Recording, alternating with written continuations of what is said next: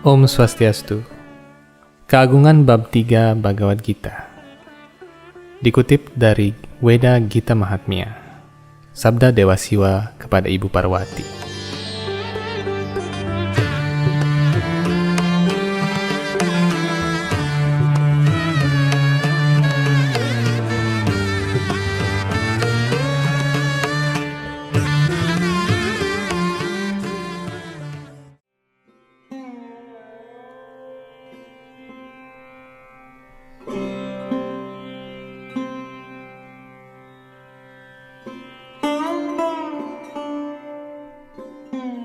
Sri Wisnu berkata, Laksmi yang kucintai, di kota Janastana tinggal seorang Brahmana bernama Jada yang lahir dalam dinasti Kausika.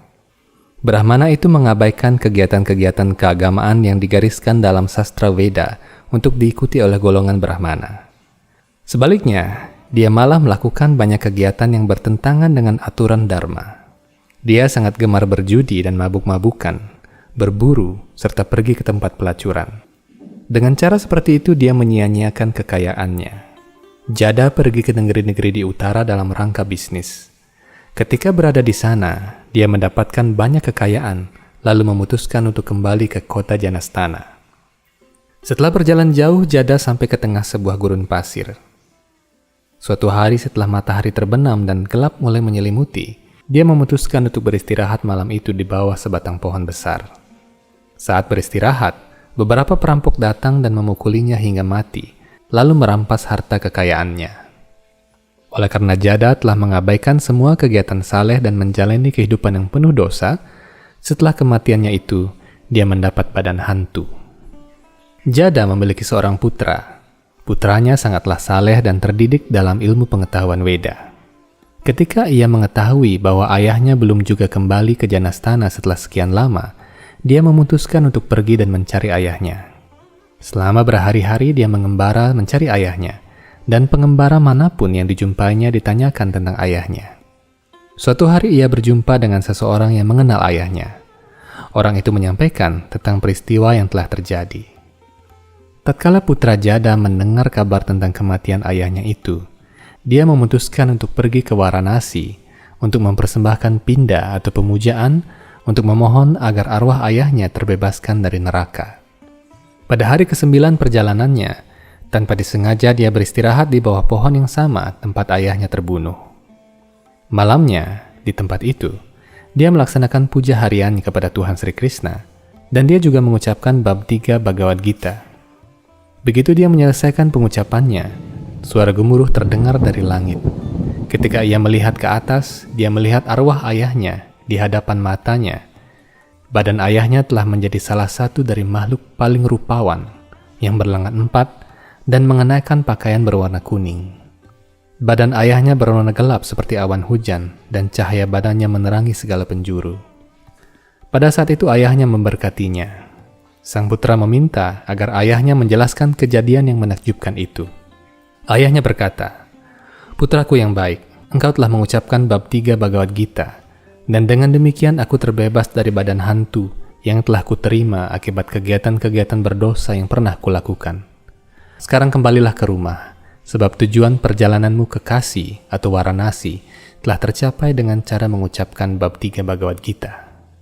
Ketika sang putra bertanya kepada ayahnya, apakah ada petuah-petuah yang lebih lanjut untuk dirinya, sang ayah lalu menjawab, "Saudaraku juga telah menjalani kehidupan yang sangat penuh dosa, dan ia sedang menderita di suatu tempat di wilayah tergelap neraka. Jadi jika engkau berkeinginan untuk membebaskan dia, demikian pula dengan arwah para leluhur kita lainnya yang sedang menderita di sana-sini di berbagai jenis kehidupan di alam semesta material, maka berkenanlah mengucapkan bab 3 Bhagavad Gita. Dengan pengucapan tersebut, mereka akan mencapai wujud mirip dengan wujud Tuhan dan pergi ke dunia rohani." Ketika sang putra mendengar petuah-petuah ayahnya, ia lalu menjawab, "Jika demikian adanya, maka aku akan mengucapkan bab 3 Bhagavad Gita hingga semua roh yang terjebak dalam kehidupan di neraka dibebaskan." Saat itu sang ayah memberkatinya dengan kata-kata, "Semoga terjadi." Kemudian sebuah pesawat rohani tiba dari dunia rohani dan membawa sang ayah ke tujuan yang tertinggi dan kekal.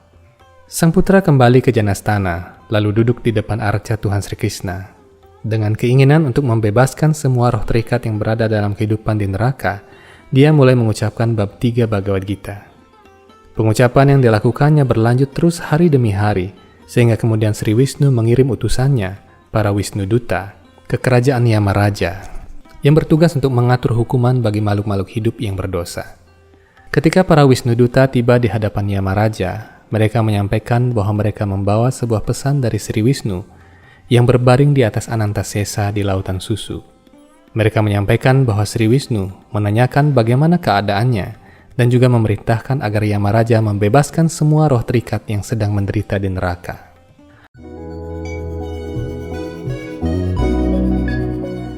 Hindu Times Channel kini memiliki fitur Join Member. Dengan mengklik Join Member di bawah video ini, Anda mendapatkan fitur-fitur konten yang lebih eksklusif. Anda dapat memilih salah satu di antara 3 fitur member kami, yakni Kanista, Madhyama, dan Utama, sesuai kebutuhan Anda.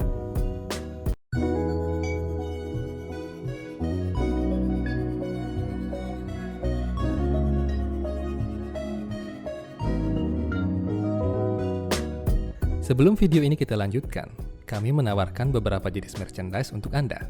Kami menyediakan t-shirt, tote bag, dan majalah Hindu Times edisi 13 hingga 15. Untuk membeli secara online, silakan klik link pada kolom deskripsi.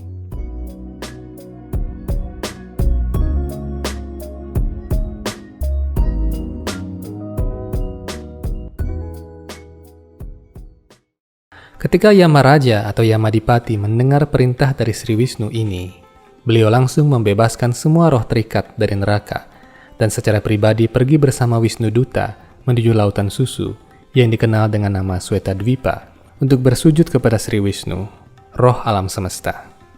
Ketika tiba di sana, Dewa Yama melihat Sri Wisnu sedang berbaring di atas ular Anantasesa.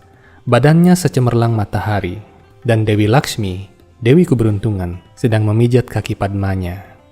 Sri Wisnu, yang adalah Tuhan bagi seluruh alam semesta, dikelilingi di semua sisi oleh para resi dan para dewa yang agung yang dipimpin oleh Indra, Dewa Brahma, dan Dewa Siwa.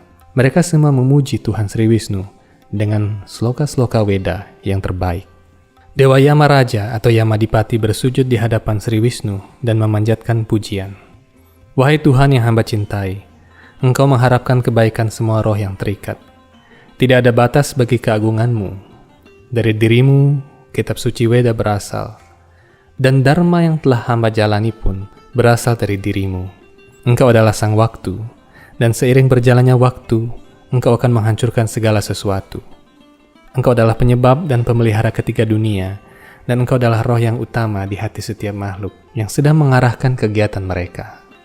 Engkau adalah guru seluruh alam semesta, dan merupakan tujuan bagi semua penyembah Tuhan. Wahai yang memiliki mata bagikan bunga Padma, mohon menerima sembah sujud hamba berulang kali. Keagunganmu tiada batasnya. Dengan cara demikian, Dewa Yamadipati menyampaikan penghormatan kepada Sri Wisnu sambil mencakupkan tangannya. Beliau melanjutkan, mengenai perintahmu, hamba telah membebaskan semua roh terikat dari neraka. Jadi berkenanlah memberitahu hamba, tugas apa yang engkau ingin hamba lakukan sekarang. Sri Wisnu menjawab dengan suara sedalam gemuruh dan semanis minuman kekekalan. Wahai Dharma Raja yang kucintai, engkau adil terhadap semua orang, dan aku tidak perlu mengajarimu tentang tugas-tugasmu. Kembalilah ke kediamanmu sambil membawa berkat penuh dariku, dan lanjutkanlah tugas-tugasmu. Ketika itu Sri Wisnu menghilang dari penglihatan Dewa Yama, dan beliau kembali ke kediamannya sendiri. Setelah putra Jada sukses membebaskan semua leluhurnya dan roh terikat lainnya dari neraka, para Wisnu Duta datang, lalu membawa dia ke kediaman rohani, di mana dia bisa tekun dalam pelayanan kepada kaki Padma Tuhan untuk selama-lamanya. Demikian keagungan bab 3 Bhagavad Gita. Om Santi Santi Santi Om.